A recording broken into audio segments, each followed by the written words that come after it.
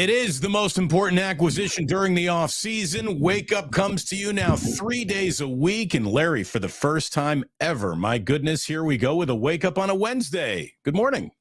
What's up? Happy Wednesday to everybody. Normally a Monday or a Friday, now a Monday, Wednesday, and a Friday.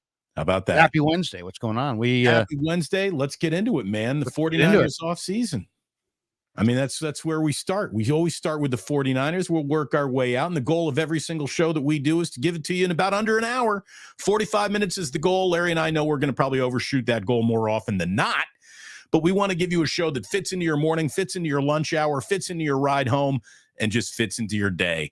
The offseason that gets the 49ers over the Super Bowl hump or further away from the NFL's ultimate goal of winning a Super Bowl is here. This is one of the, maybe, without too much hyperbole here, Larry, the most important offseason of the Kyle Shanahan era, knowing how close they are, knowing what they've done, knowing that for the first time, seemingly in the Shanahan era, the quarterback question has been settled. And so now it's build around that and build up a winner that can get you back to the big game. So this is just a huge offseason for Shanahan, Lynch, and the 49ers. No doubt. No doubt. And we don't know what direction they're going. Are they going to try to build through free agency? Are they going to stay with their original plan in free agency, which is they got 20 free agents, let 18 of them walk and go sign one great free agent. And if that is indeed the case, who is that one great free agent? Free agency starts a week from now. We're getting all their meetings as far as who they're meeting with for the draft. It could mean something. It could mean nothing. You just never know. But I think it's really, really interesting to find out now that they have Brandon Staley coming over. Are there Chargers and ex-Rams like Joey Bosa, like Darius Williams, like Justin Hollins, like Joshua Kelly, Troy Reeder, guys that may try to join Staley with the 49ers? So there's all that speculation.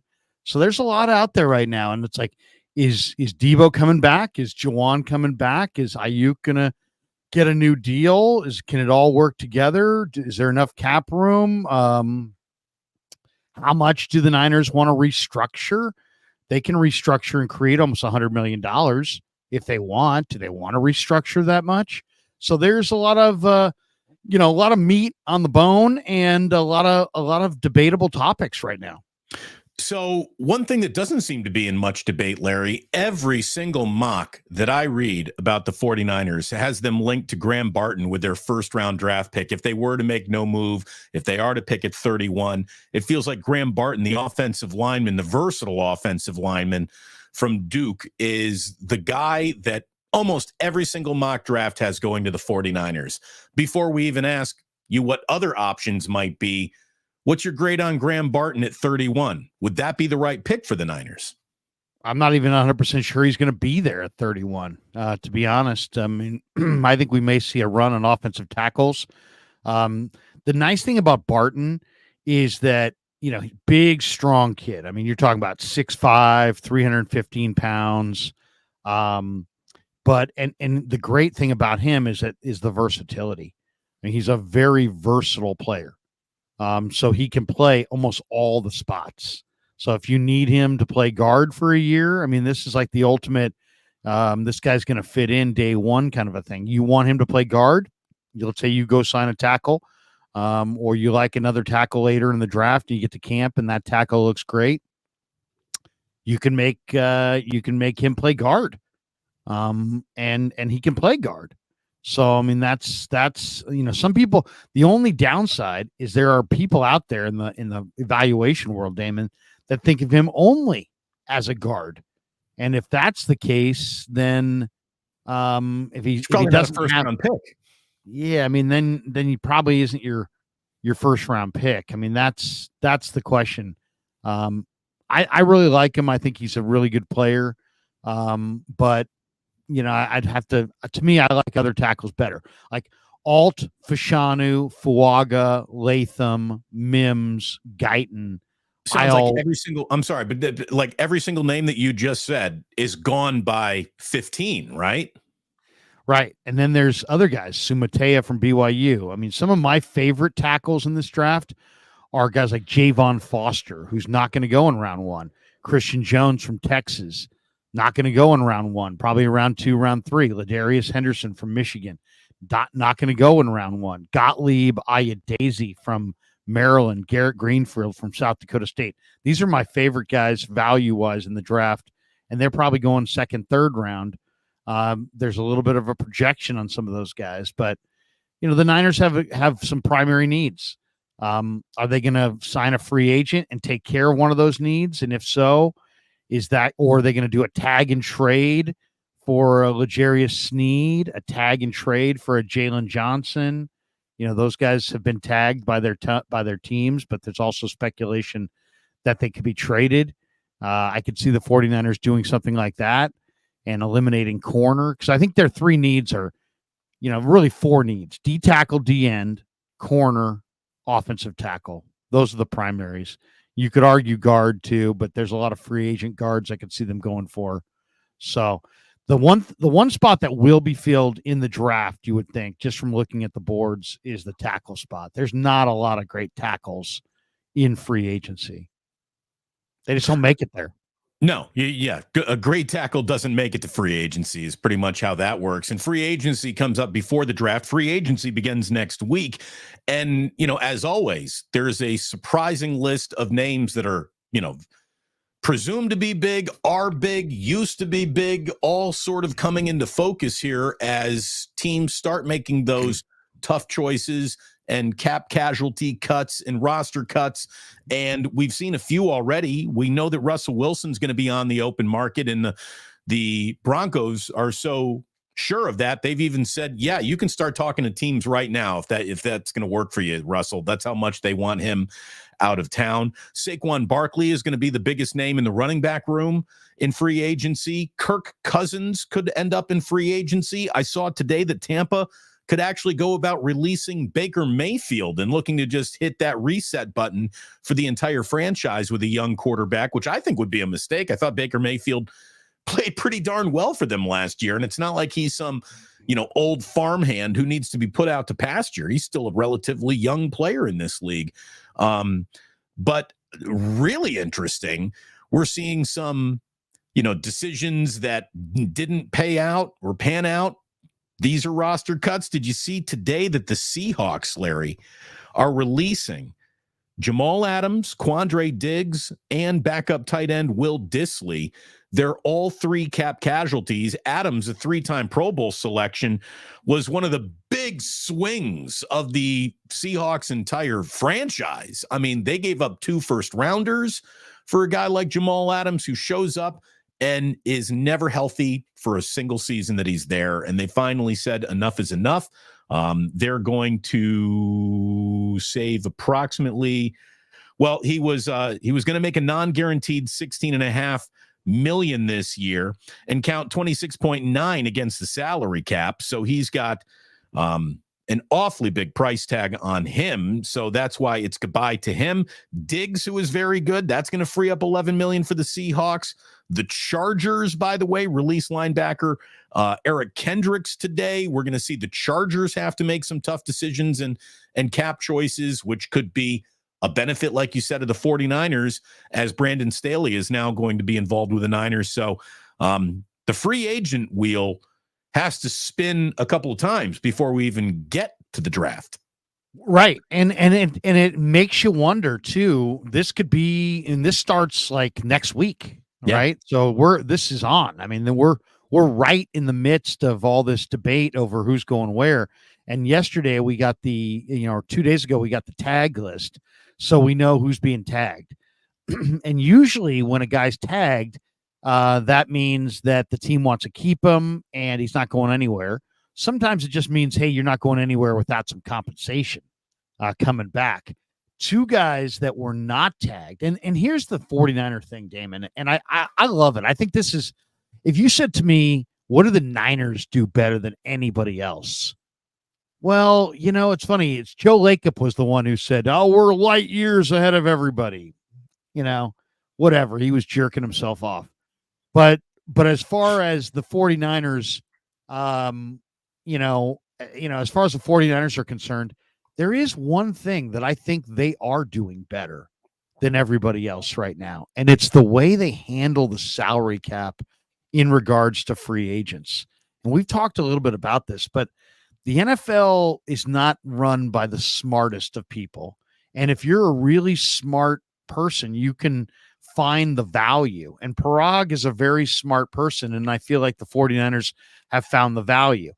What I mean by that is the value is tied to this formula, this compensatory draft pick formula, where if you have X number of free agents and they're rated at a certain level and they walk away, and you only retain or only sign, let's say, 1 or 2, and you've got 8 going out and 2 coming in, you're getting 3 and 4 compensatory draft choices. The 49ers have played free agency this way. They've allowed their rank and file free agents to walk, and they have prioritized a star free agent in the last 2 years. 2 years ago, it was Mooney. This last year, it was Hargrave. You can debate how well it worked out. I thought it worked out well for Mooney. I don't know that it worked out well for Hargrave. I kind of rather would have had Jimmy Ward and Ebukam and Azeez Al-Shaair and the depth that was, that had to be basically sacrificed to get Javon Hargrave. But I do think it works on 2 fronts, Damon. And I think it's really interesting.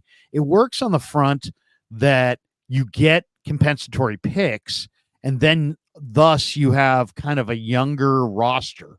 That's overall one angle. You're getting extra picks, and you're turning them into so much so that the NFL other teams complained this year during Super Bowl week. That was one of the early stories of the week. And it wasn't just about the draft compensatory picks. It was also about the minority hiring compensatory picks, of which the Niners are doing both. So they're getting tons of compensatory picks. So that's helping them on the back end. But then there's this other thing called locker room chemistry. And this is where John Lynch's ex-player status really, I think, comes into effect. John understands the dynamic of free agency because he played in the era of free agency. So he understands that when you bring in a Damon Bruce to your radio station and you pay him the most, and, it's fine for Damon, but there's other hosts there that are like, hey, man, I was here first, and why are you paying him more? I thought I was going to get the next big payday. Well, look at what everything I've done. You're going to pay right. the guy? Right. Hey, PD, I worked on Thanksgiving. I missed my kid's soccer game last week. I went extra long to cover for the host that didn't show up last week. And now you're going to bypass me for afternoon drive for a guy with a bigger name. And the same thing happens in the NFL. It's like you're going to go sign a linebacker. Hey, why not give me a shot? And then you do that enough, and all of a sudden you look around, you got all these you've got guys who are well paid and all these veterans and all these names and expectations from fans. But you also have a locker room that's kind of sour because everybody's kind of bitter at one another. The Niners have avoided that altogether because Hargrave's better than the rest of those D linemen, and Mooney's better. So what great player will they sign this year is the question. And the 2 guys at the top of the list that I absolutely could see here that are game-changing type players, or maybe 3 or 4 really. But you've got Chris Jones, who was not tagged by the Chiefs. The talk out of Kansas City is they're going to get him signed, but hasn't signed yet. God knows that's what the Niners need, Chris Jones. Then you got Christian Wilkins in Miami, wasn't tagged, only age 28, very scheme versatile. He can play in a 34. He can play in a 43. He can play inside in the 4-3. He can play outside in the 4-3. Then there's a couple edge guys, Bryce Huff from the Jets, Jonathan Greenard from the Texans. Young players, Huff's 26, Greenard's 27. They're big-time defensive ends you could put opposite Nick Bosa. And then there's Kenny Moore, the nickel top slot corner in the league. Lynch has talked about needing a slot corner. So I'm just saying, you got 4 or 5 guys right there at the top of free agency that normally you'd say the Niners would never bid on, but in their kind of new mindset, that's probably the sweet spot. They're probably trying to get one of those guys. Quadre Diggs. Right? Diggs has a big rep. There's no question. Do they view him as a fit? I don't know. Yeah, I mean, but also the guys who get cut here go right into that mix. And I think the Niners will try to sign one premier guy to huge money. The question is, who's that going to be? It's funny. You look at the money that gets attached to some of these cap numbers, or excuse me, some of the tag numbers. And I understand why no one wants a 1-year deal, but a 1-year deal at some of these cap prices is pretty hard to sneeze at. I mean, it really is. You are getting paid the average of the top 5 salaries at that position. I believe that's what it is. Did you see the news, Larry, that the Cowboys are, of course, picking up a 5th-year option on Micah Parsons? They're tagging him to do it, but they tagged him and designated him as a defensive end rather than a linebacker, which apparently is the cheaper option by like $3 million. And this is a guy, if you're asking like, how could you rub a player a wrong way? And why would you rub a player that important to your franchise kind of a wrong way? That, to me, is a way to do it. I'm surprised that they're doing that. I remember just on Monday, we were talking about, hey, a guy from Los Angeles who might follow Brandon Staley up here is like edge rusher Kenneth Murray. And I called him a defensive end, and you're like, well, he's more of an outside linebacker. Well, we don't even know what Kenneth Murray is because the guy's kind of been a bust. He has not worked out. So he is either or, and he lives in that gray area. To me, Parsons isn't a guy who lives in the gray area. That's a linebacker. That's an outside linebacker that is playing more aggressive towards the quarterback since any outside linebacker since Justin Thomas and Lawrence Taylor and the best edge rushing outside linebackers we've known. I mean, the guy's a stud, but imagine that. Imagine this, Larry, like you use the example of a radio show host.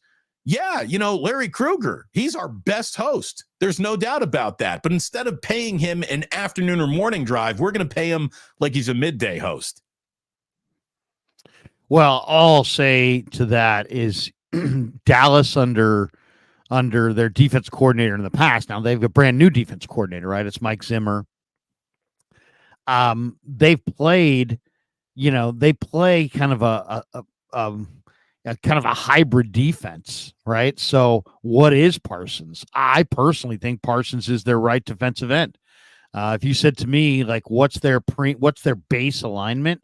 I would say it's Parsons and Lawrence outside. It's Hankins and Osa from UCLA, this pass rusher inside. So I think it's kind of a 4-3 look. It's actually kind of a 4-2-5 is what they've been rolling with. But Micah Parsons, in my mind, is a defensive end. So they don't even go with outside backers. They're kind of Van Der Esch and Damone Clark are inside guys. It's kind of a 5-2, it's kind of a 4-2-5 look. And right. And so I think they're paying him. They should pay him as a defensive end. Is your hand in the dirt on the line of scrimmage before the ball is snapped? I usually see Parsons, just sort of floating anywhere he's needed. He's all over the place. His hands are more on his knees than they are in the dirt. And I don't know. It's just, it's just amazing that you'd find one of the best players that you have and you try to play nickel and dimes with him. I just don't think that's a very good look. Also bad for the locker room in terms of how locker rooms operate. So we wish the Dallas Cowboys the very, very worst. Anyways, exactly. It is great to have you here. Thanks for coming in on a Wednesday, our first ever wake up on a Wednesday. It's going to become a routine thing as Wednesdays are now part of the Monday, Wednesday, Friday rotation here of Wake Up. We will be a 49ers forward show. We will always lead with 49ers news, but then we will start drifting into other things that affect the NFL, opponents, then a few other things are going to creep into the show, and we're going to try to get it all in there for you in under an hour so it fits into your morning, your day very, very well. Please hit like and subscribe no matter where you're watching. You're watching on Damon Bruce Plus, like and subscribe to the Krueger Show. If you're one of the now 40,000 subscribers to the Krueger Show, go ahead and give Damon Bruce a little bit of love too, so he can one day tell his wife and kids, I too am in the 40,000 club. It took me a long time to get there, but I made it. We're doing well over here. Larry, congratulations to you. That's absolutely a milestone that you have well earned. Thank you, man. Yeah, if you had told me a couple years ago that we would have this YouTube channel and it would be at 40,000 subs and producing millions of views every month, and I would have said no way. But yeah, it's become a reality. So 40,073 subs right now, and millions of views every month. And all I can say is thank you to everybody. Thank you to the people I've collabed with. Thank you to the fans. Thank you to the sponsors. Thanks to people like yourself, Damon, who, we've done a lot of good hours of radio content, and now we've done a lot of good hours of YouTube content, and it's just good stuff. And I hope, I hope people are enjoying it, and I hope we can continue to produce it at a rate that's, absolutely fantastic. And I hope more and more people join. And I really am. People say to me all the time, I bet you're hoping that all these other people don't jump into the YouTube realm. I'm like, no, dude, you're reading it the wrong way, as lots of people do. I want more people to jump into the YouTube world, because then you have more viewers over here moving around. And if you have more people over here checking out Bob Smith's channel, then there's a chance that they're going to run into Larry Krueger's channel. More people in the tent. Put more people in the tent. That's what I want. More people to be in the YouTube world, walking around searching for stuff, than in the radio world shopping around, or in the television world, or in the print world. So anyway, thanks to everybody who's made the channel go, most notably my son Kevin, and all of you guys, and it's just onward and upward, and we're trying to get to 50,000 by draft day, and 60,000 by training camp, and maybe 100,000 by next year at this time. Who knows? So we'll see where it's going. And thanks to everybody. A guy who you met at Plus Mania 3, Smiley Dan, says, hey, Bob Smith's got that fire content, so you want him on YouTube. You totally want that Bob Smith channel. Like and subscribe to Bob Smith, Damon Bruce, and Larry Krueger. We would appreciate it all the way around. We teased ahead with a little topic from Monday's show that we were going to get to today. An 18-game NFL schedule is being kicked around as the next big negotiating point between the players' union and the league. Again, I've always believed that the first rule of show business is leaving people wanting more. So there's a part of me that hope that doesn't happen. There's another part of me that is ready to acknowledge right now that we'll both be there doing post-game for that 18th NFL game. I mean, there's no way we won't pay attention to it if it's a regular season game. But do they really need it? More is not always better. And if you're asking me how the NFL could ever actually eat itself alive, it would be with a point of overexposure where people actually got sick of it. It's hard to see that coming. Or some sort of gambling scandal, which would rock the league in a great way, I really believe, if that were ever to be proven. Is it time for the NFLPA to look at an 18th game being put on the negotiating table as finally time to play hardball for things that are just, dress right, dress absolutely normal in other leagues and other sports, starting with, namely, guaranteed contracts? Guaranteed contracts, I don't think are coming anytime soon. Though I know the league's going to push for that. It's just, I know the players are going to push for that, but I don't think that's coming. As far as the oversaturation of the marketplace on football, I think we're so far away from that. The way I see football, it's an addiction.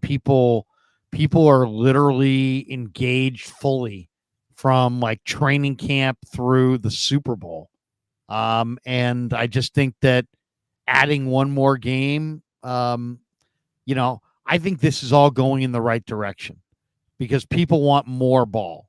And then if the NFL really wises up, they're going to realize that their spring ball with their non-star players could still produce television ratings that snuff out the other sports' A team, baseball's A team, basketball's A team, and it's just about branding and doing it the right way. And it's never been done the right way, but football is king. Secondary football would be the prince, and the NBA and MLB and NHL everybody else would line up behind it.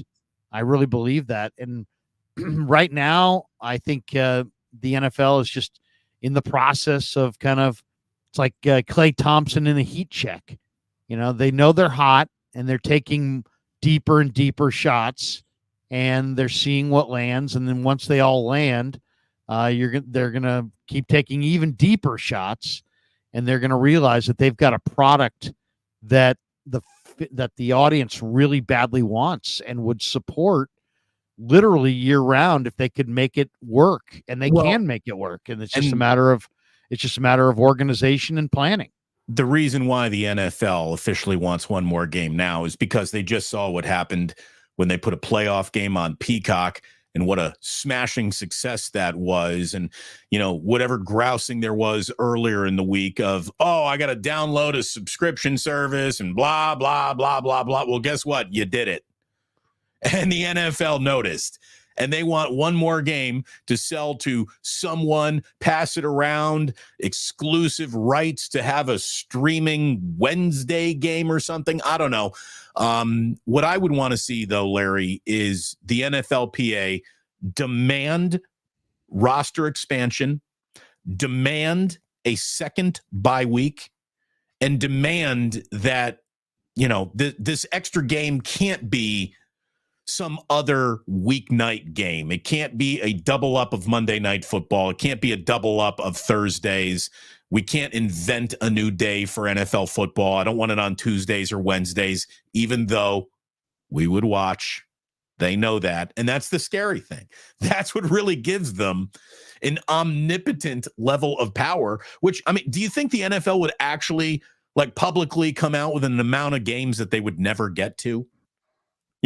We really believe, trying to look like we care about player safety, that if we reach 20 games would officially be a bridge too far. We'll never get there. Or do you think that's just, what's the cutoff point? Where does it end? The game that you're negotiating now, one more game. Again, 16 was perfect. They wanted one more. So 17. 17's officially too much. So what's next? 18. I know what's after 18. I've heard that the number 19 normally comes after 18, but at that point, if you're going to get to 19, you just might as well bump this shit to 20. So now are we at 20 NFL regular season games? And if we are, what are there, 6 starting quarterbacks remaining at the end of every season now? You do start watering down your product through too much injury exposure, especially at that position. So what are we going to turn it into? Touch football, flag football? How do you survive 18? Well, in college, there's no preseason. Every game counts. Right. So, but they're not giving up preseason because they also sell that shit for premium pricing too. Well, they're going to have to give up preseason at some point. There was a time where the NFL, how about this? This is an amazing stat. And it's from the 70s. In the 1970s, the NFL had a 14-game regular season with 6 preseason games. Think about that. 6 preseason games, 14 regular season games. So they were playing 20 games in the 70s. They had a 14-6 split. But now they're going to have a 20-0 split. What was training camp back then? What was a year-round commitment? It was 2-a-days, and it was violent. So now it's training camp is, it's never 2-a-days, and it's not nearly as violent. And there is no such thing as Les Steckel, and NFL players don't die in camp. So I would say that's what you're going to see. You're going to see, you talk to Shanahan or any NFL coach, they'll tell you, man, the joint practices, we get way more out of it prepping for the season than the preseason games. Totally. So I think that we're going to get to a point where the joint practices are going to replace the preseason games, and there's not going to be any preseason games, and it's going to be 20 regular season games. And here's the thing, if you're just being totally honest, the NFL to itself, those joint practices, you can sell 20,000 tickets to those. Put that joint practice inside the stadium you play in and sell it. People will come. People will watch something that's different. They might even be more interested in it, to be totally honest with you. I was going to get rid of my preseason game, but I've never been to an NFL joint practice. I'm going to that. I mean, the big difference probably is just in the alcohol sales, right? You probably don't sell alcohol for the practices. You probably do in the preseason games. Joint practice, everyone just high as a kite watching football practice. I mean, there's all sorts of sponsorship opportunities. Joint practices. Oh, that would be awesome. Just changes the whole meaning of joint practice. Playing reggae music the entire time, Larry. Just everybody yamaning, having a great day. What would it take for the NFL to finally say enough is enough? I have absolutely no idea what that would even possibly look like. Were you able to load that Kay Adams video, the Debo video? Oh, I can get that. Let me grab that for you right here. Yeah, Debo Samuel was on with Kay Adams during her show, her podcast, her YouTube show. He is a weekly guest. I guess it's staying in the offseason as well. And he was talking about how important Brandon Ayuk is to him, to the team. And I thought that would be something that we could play here at the end and react to before we tip our cap and say goodbye. Here it is right here. Let me call that up and we can show that to everybody right here and now. Yeah, he goes on with Kay Adams. It must be it's got to be some kind of a paid. Oh, you think? Paid deal. Yeah. Unless he really loves Kay Adams. Here we go. Here's Debo talking on the Kay Adams show. On Ayuk. The season that he just came off of and the seasons previous. I mean, if you look at his numbers from when he got to the league and now, like, it's always a different type of leap. And so, man, like I told him, man, I said, hey, man, you put yourself in a position to be where you want to be for us. He's up for a new deal and things like that. And I just told him, because I've been through it, like, it's not going to be all fine and dandy like you think it's going to be, man. You got to stay the course. You done did everything possible that you done did for you to be in a position that you didn't be in, and just let everything play out. I think letting BA go would be a huge mistake. A huge mistake. Yeah, I love that guy. I don't see him leaving though. I don't see him leaving. I mean, he better not. I love the positivity. All right, she loves the positivity. There you go. Well, here's some positivity. I'm positive that the Niners can't have Debo, Ayuk, and JJ. So who's going? There's my positivity. The thing that is the unspoken thing there is the contract that they gave to Debo is the contract that is preventing them from giving Brandon Ayuk everything that Brandon Ayuk might want. And just in terms of who's your best wide receiver, I don't think there's much to talk about. It's Brandon Ayuk. I would love to figure out a way to keep that guy around, but I've read enough stories. You and I have talked long enough to know that he really might be on that Tyreek Hill train. Like the guy you didn't think your offense could run without, you're going to be running your offense without him next year. Well, it's funny. It's like, there's the old saying, do you listen to what somebody says or do you watch what somebody does? If you really want to know what direction someone's going, do you listen to the words that come out of their mouth or the actions that lead into it? You got to focus on the hips. The hips. Yeah, Larry. You got to watch those hips. So there's a lot of talk around all these wide receivers. Let's talk about Debo for a second. He signed a 3-year, $71 million deal in 2021 after his All-Pro year, and he's still got a couple years left on his deal. And according to the buzz around the combine, the Niners would be willing to move off of Debo in a trade. Now, what's he gonna command? And then there's Ayuk, who John Lynch has stated about 19 different ways. We love Ayuk. We want him here long term. But then at the same time he's saying that, they're interviewing, J.C. Latham, Talieisi Fuaga. These are tackles that are going to go in the 8 to 15 range of the draft. The Niners pick 31st. So why are you interviewing those guys? Because you don't really even have the draft pick capital to move up.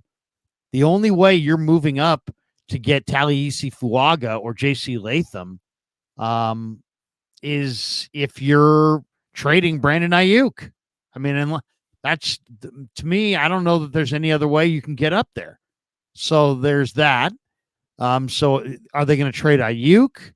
Then they're interviewing guys like Brian Thomas and Xavier Legette. These are wide receivers that a lot of people think are going in the 20 to 35 range. And so are you going to draft a wide receiver at 20 to 35? And if you are, isn't that an indication that you're either going to trade Debo, trade Ayuk, or trade Juwan? I think it pretty much is. So especially with your other needs, if you're thinking about drafting, a wide receiver at 31, I got to think that Debo or Ayuk or JJ has been moved. The thing about Debo is if you're going to get value out of him, he needs to serve that role of the other side of the Christian McCaffrey coin.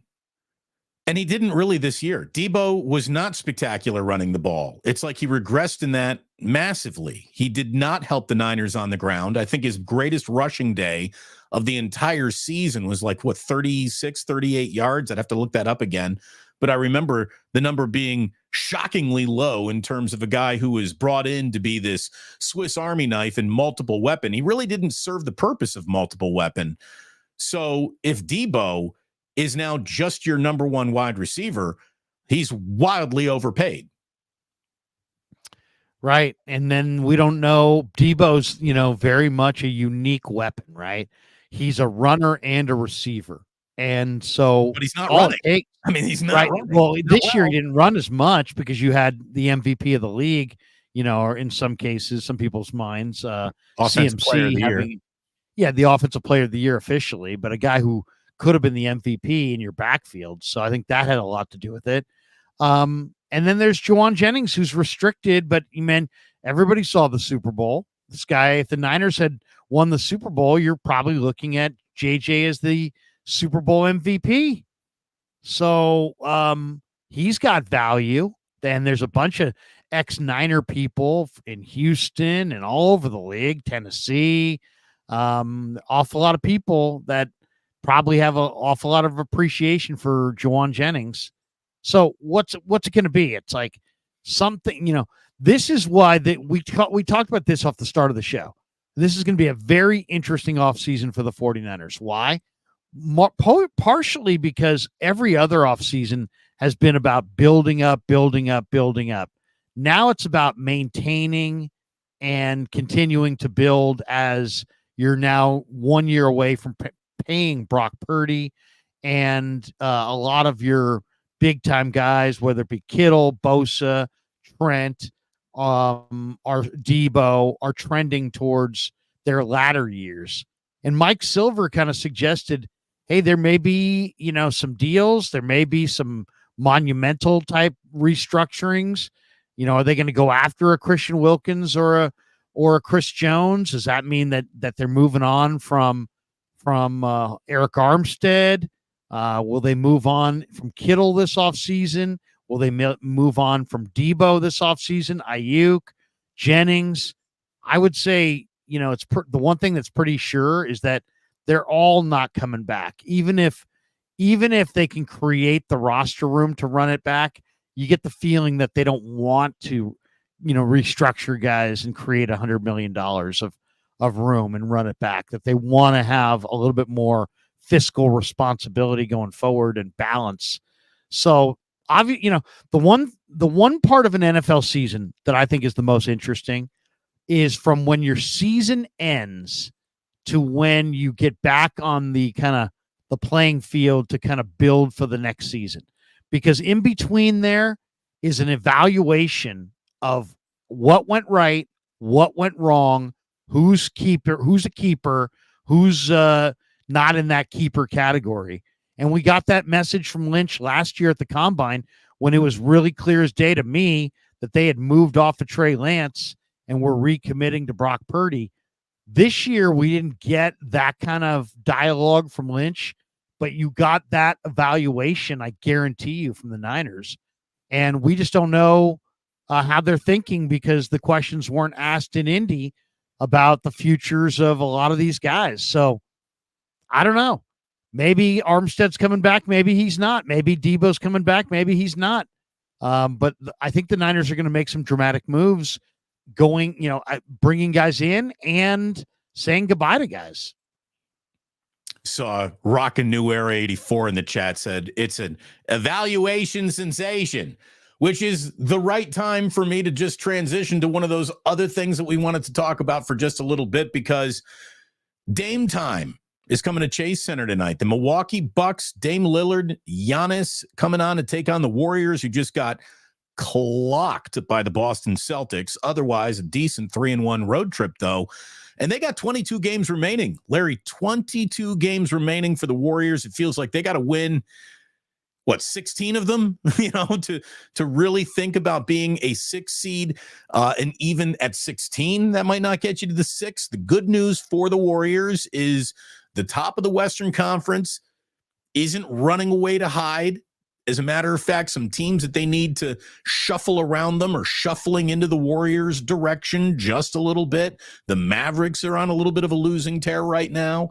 That's a team that they're going to be, jockeying for playoff position with. They've even got the Dallas Mavericks coming up on their next road trip.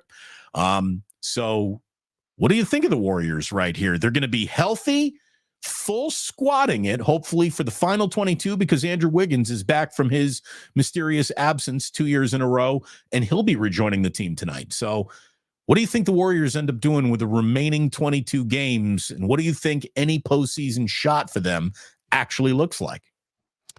I mean, my guess would be like 12-10, something like that. But I think they're a lock to make the play-in, but, because they're 32-28. Utah's 5 games behind them. So the Warriors, I think the 10 as you see them right now, T-Wolves, Thunder, Nuggets, 1, 2, 3, Clippers, Pelicans, Suns, 4, 5, 6, and then the play-in group of Sacramento, Dallas, 7, 8, Lakers, Warriors, 8, 9, 10. That's going to be the playoffs. The teams that are in the top 10 are going to be the top 10 teams. There's no doubt to me. So Spurs, Blazers, Grizzlies, Rockets, Jazz, you're done. Now it's a matter of what can the Warriors do to get from 10 closer to 6. I mean, Golden State's got 32 wins. Phoenix is the 6th seed. They've got 36. So, I mean, it's doable.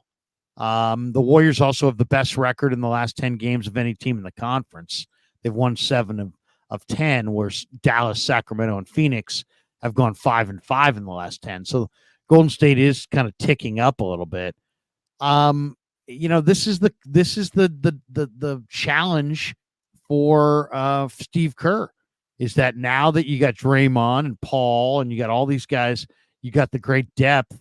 Who's in your nightly lineup? Can you come up with a rotation that makes sense? It's a challenge because you got your starting 5, Green, Kuminga, Wiggins, Pods, and Curry. And then you've got your veteran bench with Paul, Clay, Moses, Saric. Well, that's the thing. I hope Moses is really a part of it. I mean, that's the thing. Moses Moody is way too good to just be banished to coach DNPs again. I know, but that's really 10 right there. And we haven't even mentioned GP2, and he's in the rotation. We haven't even mentioned Trace Jackson Davis. He's in there. So how many? You're gonna have a 12-man rotation? Yeah, no, you're gonna have a 10-man rotation. So who do you cut out of your rotation? And Moody's probably it. Well, we won't be seeing Lester Quinones again, I would imagine. That's going to be it for him. So, but I mean, he's not even in the rotation. Right. It's the 5, and then so Paul and Thompson for sure, and then so those are 7, and then 8 and 9 in your rotation is between Moody, Saric, Looney, Trace Jackson Davis, and Peyton. And I would say for me, I would have Peyton and Trace Jackson Davis and Saric, and I would sit Looney and Moody. So you know that Looney is not going to just get sat by Steve Kerr. That's heresy as far as the way Steve Kerr takes care of his guys, and Looney is like first among his guys. So that's not going to happen. To me, Saric, if he's hitting threes, he can help tonight. If he's not helping at all. So Saric, I think, is, throw him in there, and in a couple buckets, if they go down, keep them in. If they're not going down, get them out of there. Go to Trace for a little bit more size in the middle. Kerr's got to make some tough choices. It's not an easy or enviable job. And that's why he makes $17.5 million a year. We're already in overtime here, Larry. We've gone over 45 minutes. I knew we would.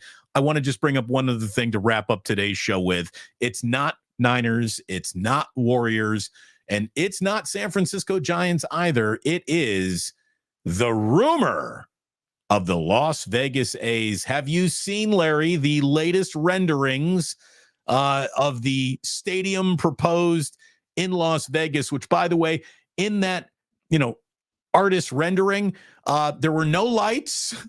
So how light is being generated in there is still, sort of a question mark. I don't know if there were any bullpens in there. I don't know exactly if that is any final degree, but we have yet another rendering of a future A's stadium. And this one looks like a hybrid of, like, I don't know, the Disney theater down in Los Angeles, which has got those weird wavy lines. There's a little Sydney Opera House. There's a little Clams Casino going on there. Little Krueger Rockefeller. Like, it's different, and I don't think it's got a chance in hell of happening because the A's screw everything up. Have you seen this? I haven't actually seen the actual, but I will say this. That would be the perfect name of this franchise right now. Change them from the A's to the renderings. Because that's all the only thing that's made them at all relative are the renderings of their Oakland ballpark and the renderings of the Vegas ballpark. They should be called the renderings. I wish I had come up with that. That's how good of a line that is. I mean, the renderings would be an awesome. Think about the stadium picture you could put on the jersey. I mean, the pictures everywhere.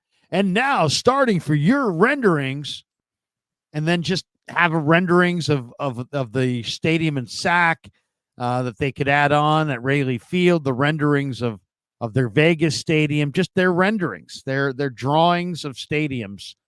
There's a million of them. I mean, I got Laney College renderings. I got Fremont Athletic renderings. I got Vegas renderings. I got Howard Terminal renderings.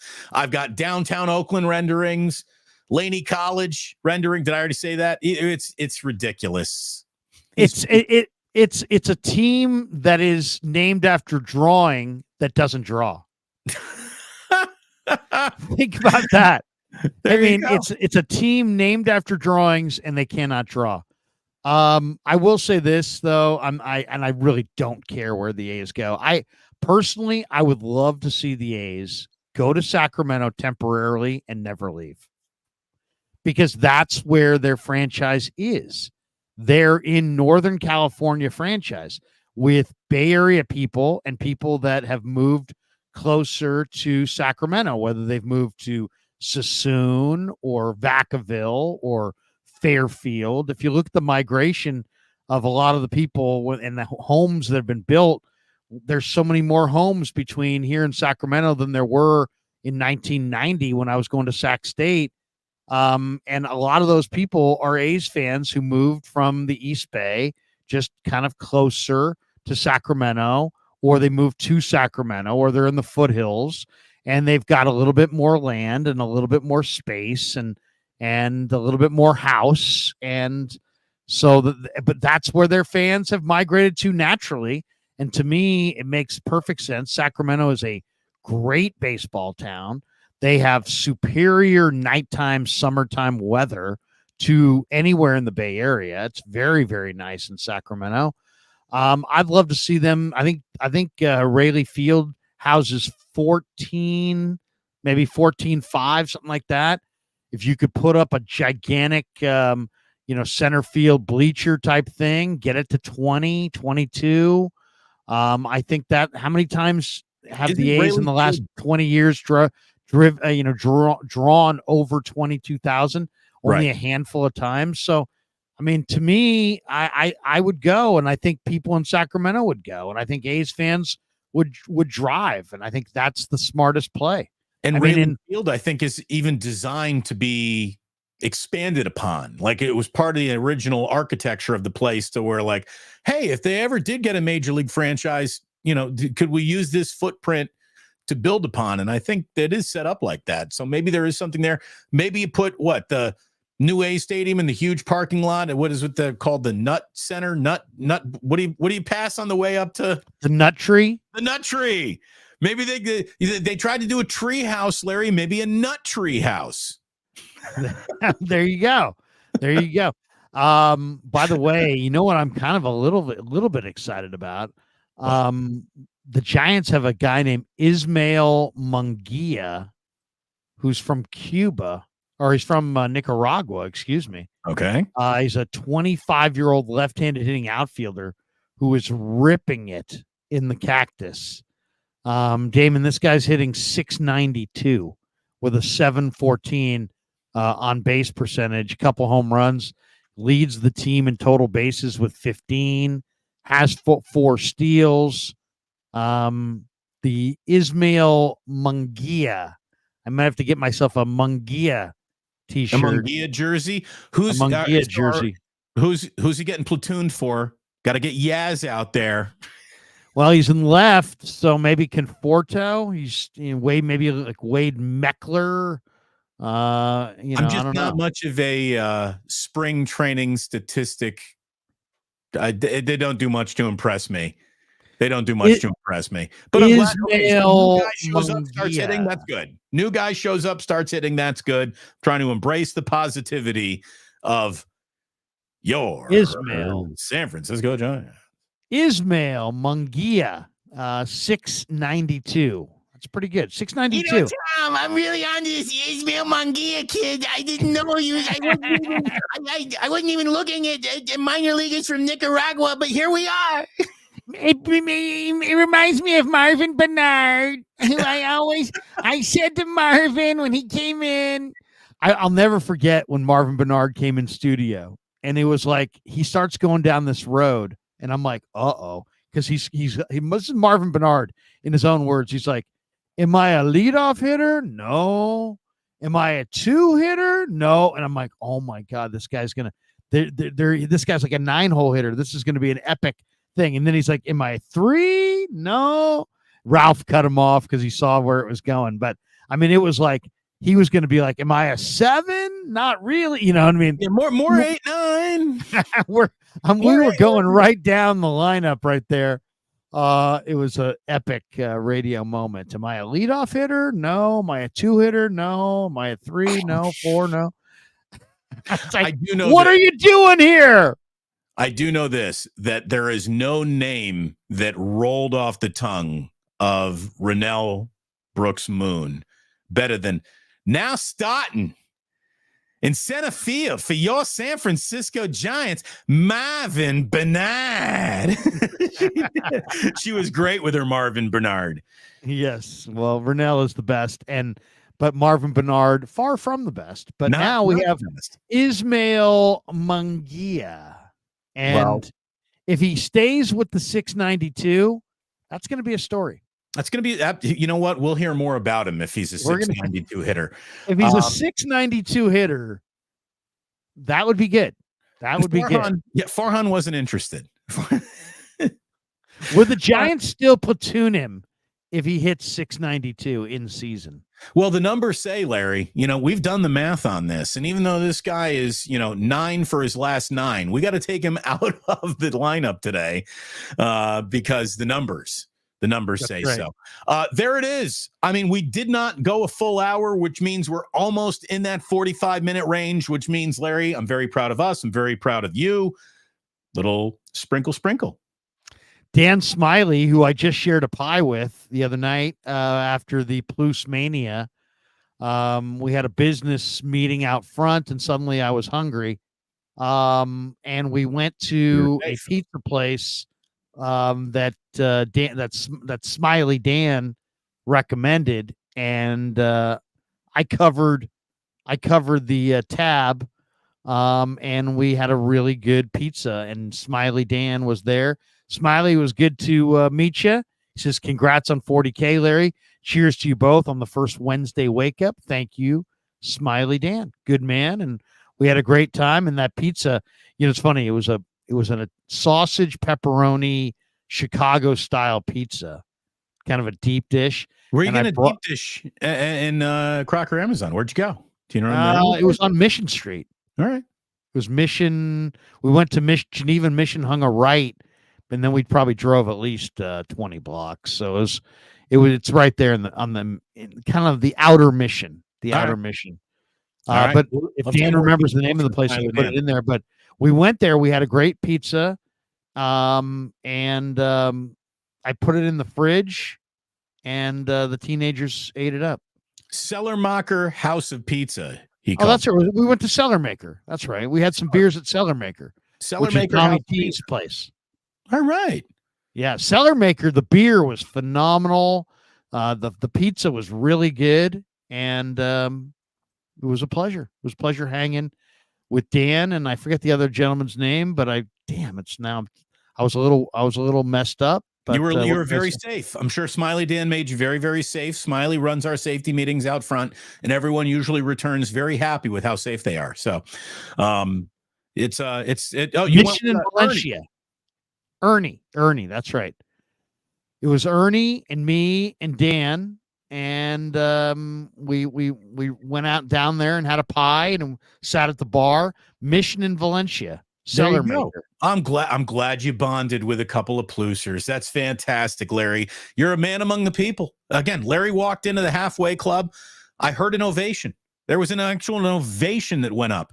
They were so excited to see Larry. I'll tell you, Cellarmaker is a good pizza, but it's no cheese.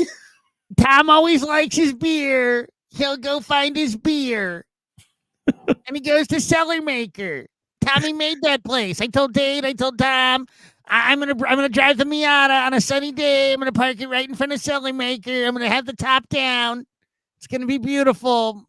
My Miata right next to Cellarmaker, where they make great beer, right, Tom? Right, T?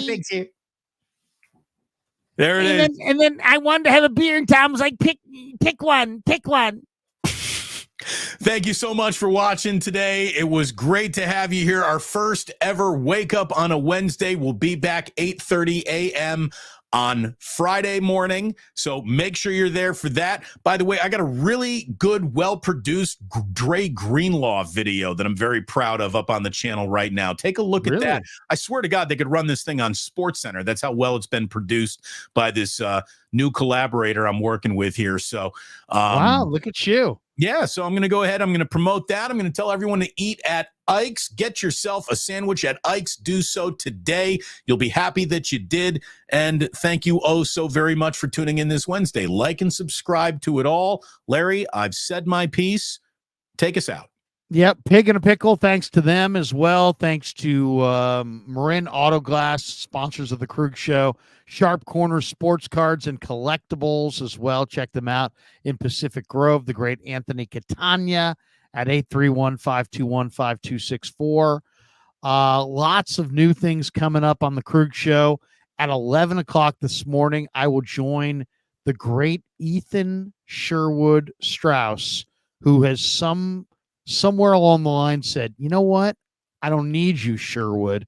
He's just Ethan Strauss now. He dropped the Sherwood. He dropped the Sherwood, which didn't make, I'm sure, Don Sherwood or any of the other Sherwoods, that's not going to make the Sherwood clan happy. But Ethan, I don't need Sherwood anymore. I'm just Ethan Strauss. And I will be collabing today on his channel. So check that out at 11 a.m. this morning. And then today is Wednesday.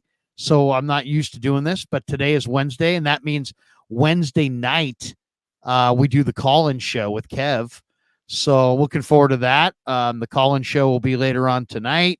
And we got a lot of things planned. And, of course, I'll be doing some videos later today. I've got some videos coming out on free agency, a couple favorite players for the draft that I'm highlighting. So a lot of good stuff in Krueger in Krug show land, and we got a brand new sponsor coming up around the corner. We're going to have a brand new sponsor for this show as well. If you would like to be the title sponsor of Wake Up on Monday, Wednesday, and Friday, a show that generates over 1,000 people in the room, we'd love to have you. Just DM Damon or DM myself, and we'll feel you out and see if there's a mutual, if we're mutually beneficial to one another. And if we are, we'll go forward with it. But thanks to Damon. Thanks to all of you. Have a great day. Damon, you got a final word, or we out? There it is. We out.